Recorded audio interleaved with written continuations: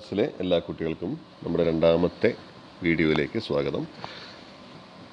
Identities അഥവാ സർവ്വസമവാക്യങ്ങൾ എന്ന അധ്യായത്തിൽ നിങ്ങളുടെ പാഠപുസ്തകത്തിൽ കൊടുത്തിട്ടുള്ള ഒരു ഗുണന പട്ടിക അല്ലെങ്കിൽ മൾട്ടിപ്ലിക്കേഷൻ ടേബിളാണ് നമ്മളിപ്പോൾ കണ്ടുകൊണ്ടിരിക്കുന്നത്. അതിലാദ്യത്തെ വരിയിൽ കാണുന്നത് ഒന്നിൻ്റെ ഗുണിതങ്ങളാണ്. അതായത് ഒന്നിൻ്റെ ഗുണിതങ്ങൾ 1, ഓരോന്ന് 1, 2 1 2 3 3 അങ്ങനെ പോകുന്നു. രണ്ടാമത്തെ വരിയിൽ നമ്മൾ 2ൻ്റെ ഗുണിതങ്ങളാണ്. അതായത് 2ൻ്റെ വ്യത്യാസത്തിൽ 2 4 6 8 10. മൂന്നാമത് കാണുന്ന 3ൻ്റെ ഗുണിതം. ഈ ഒരു ക്രമത്തിലാണ് ഇവരെ എഴുതിയിരിക്കുന്നത്. ഈ ഗുണിതങ്ങളുടെ പ്രത്യേകത എങ്ങനെയാണ്, ഇവരെങ്ങനെയാണ് നമ്മൾ പൊതുവായി സൂചിപ്പിക്കുക എന്ന് ആദ്യം മനസ്സിലാക്കേണ്ടതുണ്ട്. ഇവരുടെ എല്ലാം ഒരു പൊതുവായി നമുക്ക് സൂചിപ്പിക്കാൻ പഠിച്ചാലേ നമുക്കത് വെച്ച് പുസ്തകത്തിൽ രണ്ടാമത്തെ ചോദ്യം നമുക്ക് എഴുതാൻ കഴിയുള്ളൂ. അപ്പോൾ ഇതിൽ ആദ്യത്തെ വരിയിൽ വരുന്ന ഒന്നിൻ്റെ ഗുണിതങ്ങളാണ് എന്നുള്ളതുകൊണ്ട് ഒന്നിൻ്റെ ഗുണിതങ്ങളെ നമുക്ക് എങ്ങനെ സൂചിപ്പിക്കാം എന്ന് നോക്കാം. ഒന്നിൻ്റെ ഗുണിതങ്ങൾ നമ്മൾ സാധാരണ സൂചിപ്പിക്കാറുള്ളത് ആദ്യത്തെ ആൾ 1 ആണ്. 1 × 1, പിന്നെ 2 × 1, 3 × 1, 4 × 1. 4 വരെയാണ് ഇപ്പോൾ നമ്മളിവിടെ എഴുതുന്നുള്ളൂ. 4 × 1 ഗുണിതങ്ങളുടെ പൊതുവായ രൂപം ഇങ്ങനെയാണ്. ഒന്നിൻ്റെ ഗുണിതങ്ങൾ 1 1, 2 2, 3 3, 4 4, 1 × 1, 2 × 1, 3 × 1, 4 × 1. ഇനി തൊട്ട് താഴെയായിട്ട് നമ്മൾ 2ൻ്റെ മൾട്ടിപ്പിൾസ് ആണ് ആ ടേബിളിൽ എഴുതിയിരിക്കുന്നത്. 2ൻ്റെ ഗുണിതങ്ങളാണ് എഴുതിയിരിക്കുന്നത് അല്ലേ. 2ൻ്റെ ഗുണിതങ്ങൾ എഴുതുന്നത് ഇങ്ങനെയാണ്. 1 × 2, 2 × 2, 3 × 2, 4 × 2. ഇവിടെ 2ൻ്റെ മൾട്ടിപ്പിൾസ് ആണ് നമ്മൾ എഴുതിയിരിക്കുന്നത്. 1 × 2, 2 അറിയാം, 2 × 2 4, ഇങ്ങനെ ക്രമത്തിലാണ് എഴുതിയിരിക്കുന്നത്. മൂന്നാമത്തെ വരിയിൽ നമ്മൾ 3യുടെ മൾട്ടിപ്പിൾസ് എഴുതിയിരിക്കുന്നു. 1 × 3, 2 × 3, 3 × 3, പിന്നെ 4 × 3. അപ്പോൾ ഈ ഒരു ക്രമത്തിലാണ് ആ പട്ടിക പോകുന്നത്. അപ്പോൾ ആദ്യത്തെ വരിയിൽ നമ്മൾ 1ൻ്റെ ഗുണിതം എഴുതി, രണ്ടാമത്തെ വരിയിൽ 2ൻ്റെ ഗുണിതം എഴുതി, മൂന്നാമത്തെ വരിയിൽ 3ൻ്റെ ഗുണിതം എഴുതി. ഇനി 10ൻ്റെ ഗുണിതമാണ് എഴുതുന്നതെങ്കിൽ നമ്മൾ എങ്ങനെയായിരിക്കും എഴുതുക? 1 × 10ൻ്റെ ഗുണിതങ്ങളുടെ വരിയാണ് എഴുതുന്നതെങ്കിൽ 1 × 10, 2 × 10,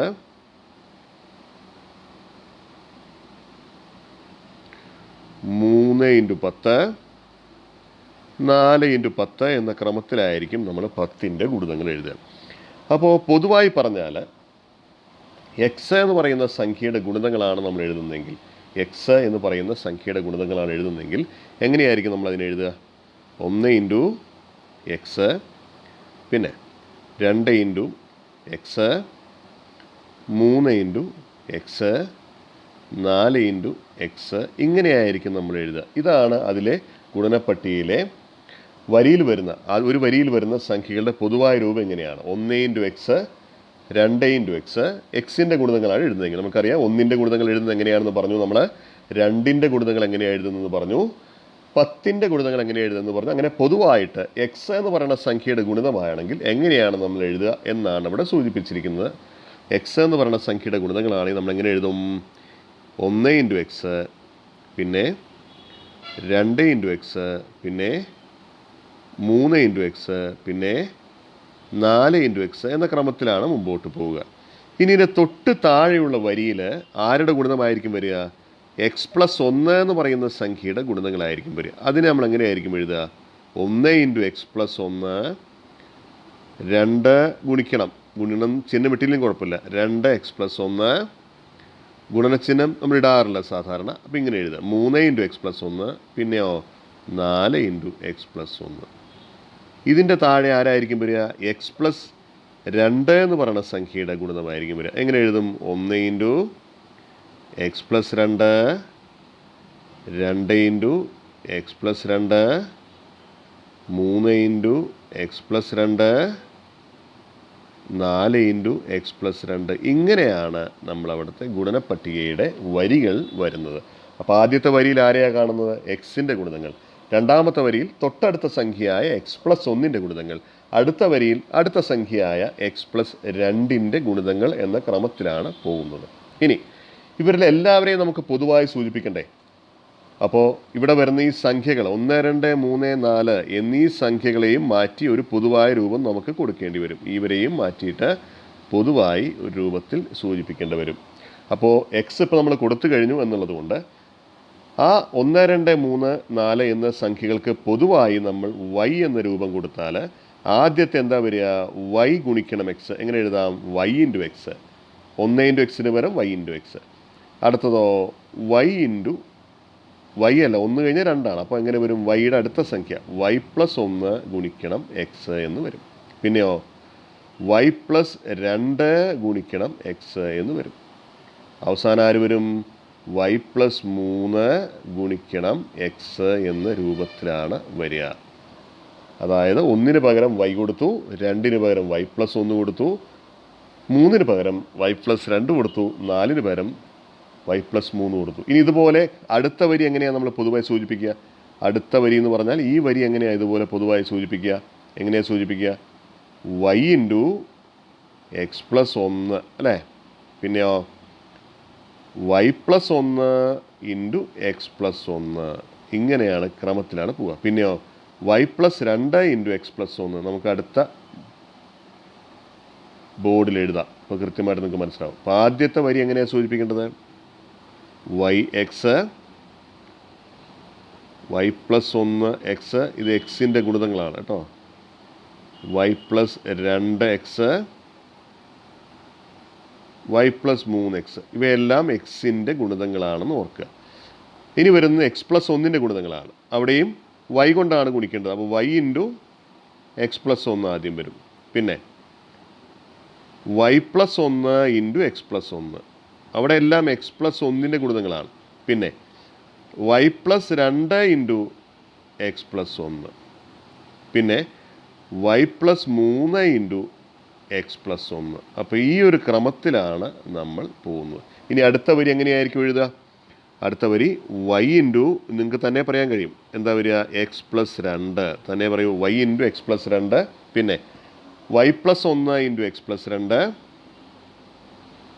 അടുത്ത ആരായിരിക്കും വരും? y plus 1 into x plus 2, പിന്നെ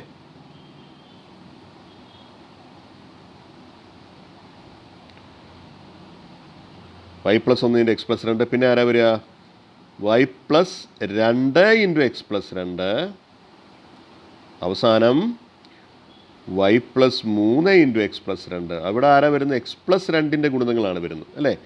ഗുണിക്കുന്നതെല്ലാം y, അതായത് 1, 2, 3-ന് പകരം നമ്മൾ എടുക്കുന്ന 1, 2, 3, 4 പകരം നമ്മൾ എടുക്കുന്ന y plus 1, y plus 2, y plus 3. അപ്പോൾ ആദ്യത്തെ വരിയിൽ എക്സിൻ്റെ ഗുണിതങ്ങൾ, രണ്ടാമത്തെ വരിയിൽ എക്സ് പ്ലസ് 1-ൻ്റെ ഗുണിതങ്ങൾ, മൂന്നാമത്തെ വരിയിൽ എക്സ് പ്ലസ് 2-ൻ്റെ ഗുണിതങ്ങൾ. ഇവരെ ഗുണിക്കുന്ന സംഖ്യകളാണ് y plus 1, y plus 2, y plus 3 എന്ന ക്രമത്തിൽ വരുന്നത്. ഇതിൻ്റെ പൊതുവായ ഇങ്ങനെയാണ്. ഇതറിഞ്ഞാൽ മാത്രമേ നമുക്ക് ആ ചോദ്യത്തിലേക്ക് പോകാൻ കഴിയൂ. ഇങ്ങനെയാണ് നമ്മളൊരു ഗുണനപ്പട്ടികയിലെ സംഖ്യകളെ പൊതുവായി സൂചിപ്പിക്കുന്നത്. പുസ്തകത്തിലെ രണ്ടാമത്തെ ചോദ്യം ഇതാണ്. നേരത്തെ കണ്ട ഗുണനപ്പട്ടികയിൽ 4 സംഖ്യകളുള്ള സമചതുരത്തിന് പകരം 9 സംഖ്യകളുള്ള ഒരു സമചതുരം എടുത്ത് 4 മൂലകളിലുമുള്ള സംഖ്യകൾ മാത്രം അടയാളപ്പെടുത്തുക. നമ്മൾ ആ ഗുണനപ്പട്ടിക നേരത്തെ കണ്ടു. ആ ഗുണനപ്പട്ടികയിൽ നിന്ന് 9 സംഖ്യകളുള്ള ഒരു സമചതുരം എടുത്ത് 4 മൂലകളുള്ള സംഖ്യകൾ മാത്രം അടയാളപ്പെടുത്തിയിട്ടുണ്ട്. 6, 10, 12, 20. ഇനി കോണോട് കോൺ തുകകളുടെ വ്യത്യാസം എന്താണെന്നാണ് ചോദിച്ചിരുന്നത്. കോണോട് കോൺ തുകയാണ് കണ്ടുപിടിക്കേണ്ടത്. ഇങ്ങനെയുള്ള സമചതുരങ്ങളിലെല്ലാം വ്യത്യാസം ഒരേ സംഖ്യ തന്നെ കിട്ടുന്നത് എന്തുകൊണ്ടാണ് എന്ന് ബീജഗണിതം ഉപയോഗിച്ച് വിശദീകരിക്കുക. പിന്നെ 16 സംഖ്യകളുടെ സമയം എടുത്താൽ എന്താണ് പ്രത്യേകത എന്നും വിശദീകരിക്കേണ്ടതുണ്ട്. ഇംഗ്ലീഷിൽ in the multiplication table made earlier take A square of 9 numbers instead of 4 and mark the numbers at the 4 corners. 4 മൂലകളിലുള്ള സംഖ്യകൾ അടയാളപ്പെടുത്തുക. What is the difference of diagonal സംസ്? ഡയഗണൽ സമ്മുകളുടെ ഡിഫറൻസ് ആണ് ചോദിച്ചിരിക്കുന്നത്. Explain using algebra why this difference is the same for all such squares. എല്ലാ ഡിഫറൻസുകളും സെയിമായി വരുന്നത് എന്തുകൊണ്ട് എന്ന് algebra, അതായത് എക്സും വൈയും ഉപയോഗിച്ച് സൂചിപ്പിക്കണം. പിന്നെ ഒരു കാര്യം കൂടി ചോദിച്ചിട്ടുണ്ട്. What if we take A square of 16 numbers? 16 സംഖ്യകളുടെ സ്ക്വയർ എടുത്താൽ എന്തായിരിക്കും അവസ്ഥ എന്നാണ് ചോദിച്ചിരിക്കുന്നത്. ഇവിടെ നമുക്ക് ആദ്യം നോക്കേണ്ടത് what is the difference of diagonal സംസ്. അത് വളരെ എളുപ്പമാണ്. ഡയഗണൽ സംസിൻ്റെ ഡിഫറൻസ് എന്താണ്, ഇവിടുത്തെ ഡിഫറൻസ് എന്താണെന്നാണ് ചോദിച്ചിരിക്കുന്നത്. അപ്പോൾ ഇവിടെ ഇങ്ങനെ ഗുണിച്ചാൽ 12 × 10 ഡയഗണൽ സം ആണ് 12 + 10. 12 + 10 കൂട്ടുമ്പോൾ എത്ര കിട്ടും? ഡയഗണൽ സം ആണ് 12 10 22. ഇവിടെ ഇങ്ങനെ കൂട്ടിയാലോ? 20 + 6 എങ്ങനെ എഴുതാം? അറിയാം, 6 + 20. 6 + 20 എത്ര കിട്ടും? 26. എന്താണ് ഇവരുടെ വ്യത്യാസം? 26 - 22. എന്താണ് ഡയഗണൽ സമ്മിൻ്റെ വ്യത്യാസം? 4 ഇവിടെ കുറുകെ കൂട്ടിയിട്ട് കാണുന്ന വ്യത്യാസം. 20 6 26, 12 10 22. 26 നിന്ന് 22 കുറച്ചാൽ 4. ഇനി ഏത് 9 സംഖ്യകൾ വരുന്ന സമചതുരം എടുത്താലും ഈ വ്യത്യാസം 4 തന്നെയാണ്, അല്ലെങ്കിൽ 4 തന്നെയാണ്. ഡയഗണൽ സമ്മിൻ്റെ difference is always equal to 4. Sum of difference of diagonal sums is always equal to 4 എന്ന് നമുക്ക് കാണിക്കേണ്ടതുണ്ട്. എങ്ങനെയാണെന്ന് നോക്കാം. അതിന് എക്സും വൈ ഉപയോഗിക്കണം. നേരത്തെ നമ്മൾ പറഞ്ഞ പോലെ നമുക്ക് സംഖ്യകളെ ഗുണനപ്പട്ടികയിൽ അല്ലെങ്കിൽ മൾട്ടിപ്ലിക്കേഷൻ ടേബിളിലെ സംഖ്യകളെ നമുക്ക് സൂചിപ്പിക്കാം. ഇവിടെ ഒന്ന് പൊതുവെ മനസ്സിലാക്കാൻ വേണ്ടി സാർ എഴുതി വച്ചിരിക്കുകയാണ്. 6 നമുക്ക് എങ്ങനെ എഴുതാം? 3 × 2 എന്ന് എഴുതാം. 8 4 × 2 എന്ന് എഴുതാം. 10 5 × 2. അതായത് ആദ്യത്തെ വരിയിൽ 2ൻ്റെ ഗുണിതങ്ങളാണ് വരുന്നതെന്ന് മനസ്സിലാക്കാൻ വേണ്ടിയിട്ടാണ്. രണ്ടാമത്തെ വരിയിൽ 9 ആണ്. 9 എങ്ങനെ എഴുതാം? 3 × 3, പിന്നെ 4 × 3, 5 × 3, അങ്ങനെ ക്രമത്തിലാണ്. പിന്നെ വരുന്ന 3 × 4, 4 × 4, 5 × 4 അല്ലേ? നമുക്ക് അവരെ ഒന്നുകൂടെ ഒന്ന് നോക്കാം. അതായത് ആദ്യം 6 8 10 എന്ന ക്രമത്തിലാണ്. അപ്പോൾ ആദ്യം 3ൻ്റെ ഗുണിതങ്ങളാണ്, 2ൻ്റെ ഗുണിതങ്ങളാണ് ആദ്യം വരുന്നത്. 2ൻ്റെ ഗുണിതങ്ങൾ എന്ന് പറഞ്ഞാൽ 3ലാണ് തുടങ്ങുന്നത്. അപ്പോൾ 3 × 2, 4 × 2, 5 × 2. ഇവർ 2ൻ്റെ കുറച്ച് ഗുണിതങ്ങളാണ്, ഇടയിലുള്ള 2ൻ്റെ കുറച്ച് ഗുണിതങ്ങളാണ് വരുന്നത്. പിന്നെ അതിന് താഴെ വരുന്നത് 3ൻ്റെ ഗുണിതങ്ങളാണ്. അവിടെ 3 × 3, 4 × 3, 5 × 3 എന്ന ക്രമത്തിലാണ് വരിക. അതായത് 9 12 15. പിന്നെ വരുന്നത് 4ൻ്റെ ഗുണിതങ്ങളാണ്. അതായത് 3 × 4, 4 × 4, 5 × 4. ഈ ഒരു ക്രമത്തിലാണ് അവിടെ സംഖ്യകൾ വന്നിരിക്കുന്നത്. അപ്പോൾ എങ്ങനെയാണ് നമ്മൾ ഇവരെ പൊതുവായി സൂചിപ്പിക്കുക? സാർ നേരത്തെ പറഞ്ഞു, ഇവിടെ വരുന്ന ആൾക്കാരെ ഈ 2ന് പകരം എക്സ് എന്നും സൂചിപ്പിക്കുക, അല്ലെ 3ന് പകരം x+1 എന്ന് സൂചിപ്പിക്കും, 4ന് പകരം x+2 എന്നാണ് സൂചിപ്പിക്കുക അല്ലേ?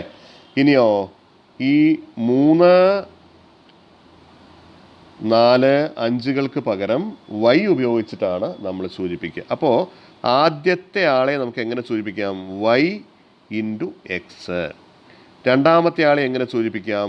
y+1 × x. എല്ലാം എക്സിൻ്റെ ഗുണിതങ്ങളാണ്. പിന്നെയോ y+2 × x എന്നാണ് ആദ്യത്തെ വരി. അടുത്ത വരിയാണെങ്കിലോ, അടുത്ത വരിയിൽ x+1ൻ്റെ ഗുണിതങ്ങളാണ്. അപ്പോൾ എങ്ങനെ എഴുതുക? y × x+1. പിന്നെയോ y+1 × x+1. കഴിഞ്ഞ നമ്മൾ നേരത്തെ വിശദീകരിച്ചതാണ്. പിന്നെ y+2 × x+1 എങ്ങനെ എഴുതാം എന്ന് നമുക്ക് നോക്കാം. വിശദമായിട്ട് അതിലേക്ക് പോകാം. അപ്പോൾ ഇനി അടുത്ത ഒരു വരി കൂടി വരും. ഏതാണ് അടുത്ത വരിയിൽ? എന്താ വരിക? അടുത്ത വരിയിൽ y × x+2 അല്ലേ? y+1 × x+2, y+2 × x+2 എന്ന ക്രമത്തിലാണ് വരിക.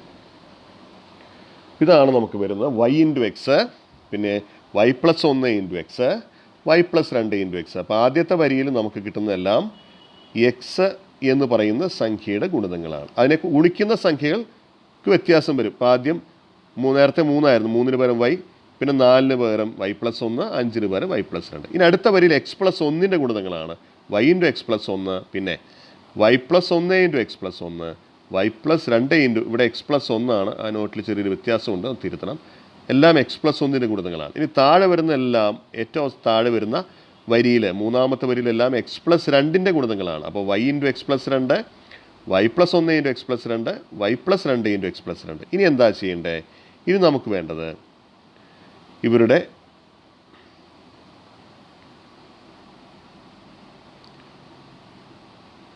ഡയഗണൽ സംസ് കണ്ടുപിടിക്കണം. ഡയഗണൽ സംസ് പറഞ്ഞാൽ ആരെയൊക്കെയാണ് നമുക്ക് നോക്കേണ്ടത്? ഇവിടുത്തെ yx, ഇവിടുത്തെ y+2 x+2, ഇവിടുത്തെ y+2 × x, ഈ അറ്റത്തുള്ള 4 പേരെ എടുത്തിട്ട് അവരുടെ ഡയഗണൽ സമ്മുകൾ നമുക്ക് കണ്ടുപിടിച്ച് ഡയഗണൽ സമ്മുകളുടെ വ്യത്യാസം കണ്ടുപിടിക്കണം എന്നാണ് പറഞ്ഞിരിക്കുന്നത്. എങ്ങനെയാണ് നമുക്ക് വ്യത്യാസം? ഇവ ഡയഗണൽ സമ്മിൻ്റെ വ്യത്യാസം കണ്ടുപിടിക്കാനാണ് പറഞ്ഞിരിക്കുന്നത്. നമുക്ക് ഡയഗണൽ സമ്മ് കണ്ടുപിടിച്ച് നോക്കാം. അപ്പോൾ ഡയഗണലായിട്ട് സമ്മ് കണ്ടുപിടിക്കുമ്പോൾ ആരുടെയൊക്കെ സമ്മാണ് കണ്ടുപിടിക്കേണ്ടത്? y into x plus 2 plus y plus 2 into എക്സിൻ്റെ സമ്മാണ് ആദ്യം കണ്ടുപിടിക്കുന്നത്. y into x plus 2 plus y plus 2 into x. ഇനി മറുഭാഗത്ത് y x plus y plus 2 into x plus 2ൻ്റെ സമ്മാണ് കണ്ടുപിടിക്കുന്നത്. Y x plus y plus 2 into x plus 2. നമുക്കത് കണ്ടുപിടിച്ച് നോക്കാം. നമുക്ക് നോക്കാം. y into x plus 2 plus y plus 2 into x. ഇതാണ് ആദ്യത്തേൻ്റെ സമ്മ് നമ്മൾ കണ്ടുപിടിക്കേണ്ടത്. അപ്പോൾ ഈ y അകത്തേക്ക് നമുക്ക് മൾട്ടിപ്ലൈ ചെയ്യാം. y അകത്തേക്ക് മൾട്ടിപ്ലൈ ചെയ്യുമ്പോൾ y ബ്രാക്കറ്റിന് പുറത്താണ്. y കൊണ്ട് എക്സിനെയും ഗുണിക്കണം 2നെയും ഗുണിക്കണം. അപ്പോൾ എന്താ വരിക? y into x y x plus y into 2 2y plus ഇവിടെ അതുപോലെ തന്നെ x into y x y പിന്നെ എക്സ് ഇൻറ്റു 2 2x. ഇതാണ് ആദ്യത്തെ ഡയഗണലായിട്ടുള്ള സമ്മ് കിട്ടുക. ഇനി രണ്ടാമത്തെ ഡയഗണൽ സമ്മ് എന്താണെന്ന് ചോദിച്ചാൽ രണ്ടാമത്തെ ഡയഗണൽ സമ്മ് ഇങ്ങനെയാണ്. Y x plus y plus 2 into x plus 2. ഇതാണ് രണ്ടാമത്തെ ഡയഗണൽ സമ്മ്. അപ്പോൾ നമുക്കിവിടെ മൾട്ടിപ്ലൈ ചെയ്യാനുള്ളത് വൈ പ്ലസ് 2ഉം എക്സ് പ്ലസ് 2ഉം തമ്മിലാണ് ശരിക്കും ഇവിടെ മൾട്ടിപ്ലിക്കേഷൻ വരുന്നത്. നമുക്ക് ഗുണിച്ച് നോക്കാം. Y x plus y plus 2 ഗുണിക്കണം എക്സ് പ്ലസ് 2.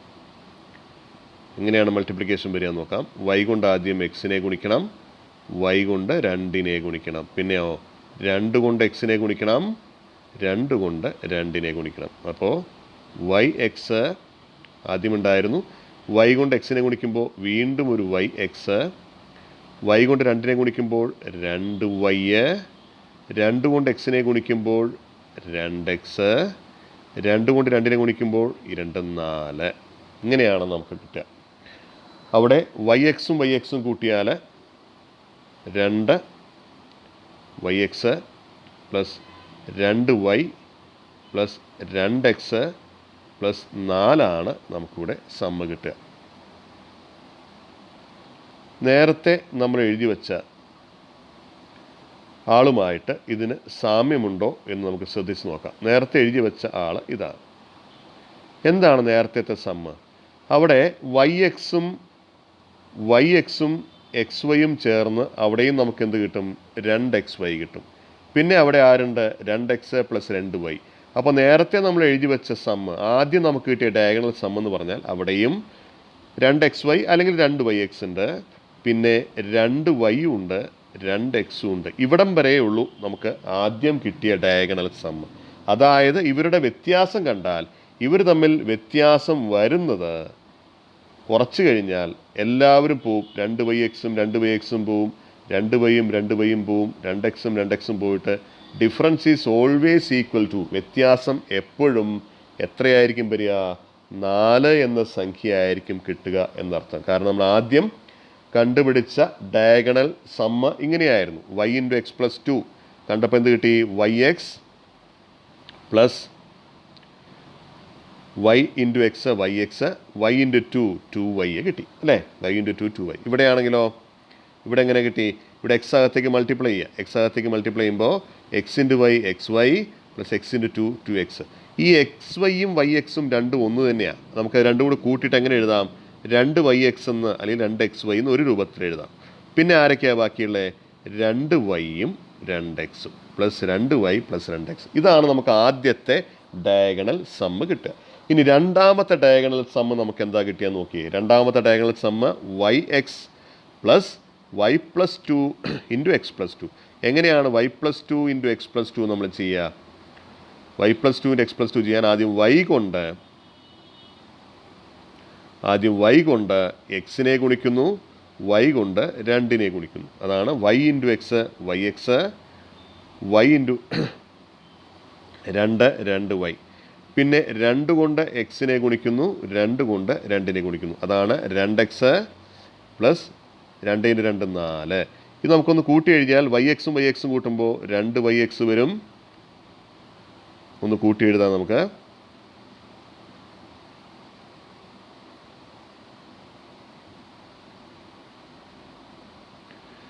വൈ എക്സും കൂട്ടുമ്പോൾ 2yx വരും. പിന്നെ 2y വരും പ്ലസ് 2x പ്ലസ് 4 ആണ് ഇവിടുത്തെ സം. തൊട്ട് മുമ്പ് കിട്ടിയ സം ശ്രദ്ധിച്ച് നോക്കുക. തൊട്ട് മുമ്പ് കിട്ടിയ സമ്മിൽ എന്തൊക്കെയുണ്ട്? 2yx ഉണ്ട്, 2y ഉണ്ട്, 2x ഉണ്ട്. അവിടെ ഇല്ലാത്തത് 4 മാത്രമാണ്. അതായത് ഇവർ തമ്മിലുള്ള വ്യത്യാസം കണ്ടുപിടിച്ചാൽ 2yxും 2yxും പോവും, 2yയും 2yയും പോകുന്നു, 2xും പോയിട്ട് 4 കിട്ടും. അതായത് 4 സംഖ്യകൾ വരുന്ന സ്ക്വയറിൻ്റെ എടുത്ത് ഡയഗണൽ സമ്മിൻ്റെ ഡിഫറൻസ് കണ്ടുപിടിച്ചാൽ എക്സും വൈയും എന്ത് തന്നെയായാലും ഡയഗണൽ ഡിഫറൻസ് കണ്ടുപിടിച്ചാൽ അല്ലെങ്കിൽ കോണോട് വ്യത്യാസം കണ്ടുപിടിച്ചാൽ എപ്പോഴും നമുക്ക് 4 ആയിരിക്കും കിട്ടുക എന്നാണ് മനസ്സിലാക്കുന്നത്. അടുത്തത് 16 സംഖ്യകൾ വരുന്ന ഒരു സ്ക്വയറാണ് നമ്മൾ എടുക്കുന്നതെങ്കിൽ വരുന്നത് ഇങ്ങനെയായിരിക്കും. Y into x, y plus 1 into x, y plus 2 into x, y plus 3 into x. അത് എക്സിൻ്റെ മൾട്ടിപ്പിൾസ് ആണ്. ഇനി അതിൻ്റെ താഴത്തെ എക്സ് പ്ലസ് 1ൻ്റെ മൾട്ടിപ്പിൾസ് വരും. അതായത് ഗുണിക്കണതെല്ലാം വൈയും വൈ പ്ലസ് 1 കൊണ്ട് തന്നെയാണ് ഗുണിക്കുന്നത്, ആ ആൾക്കാരെ കൊണ്ടാണ് ഗുണിക്കുന്നത്. അപ്പോൾ രണ്ടാമത്തെ വരിയിൽ വൈ ഇൻറ്റു എക്സ് പ്ലസ് 1 എല്ലാം എക്സ് പ്ലസ് 1ൻ്റെ മൾട്ടിപ്പിൾസ് ആണ്. Y plus 1 into x plus 1, y plus 2 into x plus 1, y plus 3 into x plus 1. മൂന്നാമത്തെ വരിയിൽ y into x plus 2, y plus 1 into x plus 2, y plus 2 into x plus 2, x plus 2ൻ്റെ multiples ആണ്. അപ്പോൾ അവസാനത്തെ വരിയിൽ എന്ത് കിട്ടും? X plus 3യുടെ multiples ആണ്. ഇനി ഇവിടെയും ഇതുപോലെ തന്നെ നമുക്ക് എന്ത് കണ്ടുപിടിക്കണം?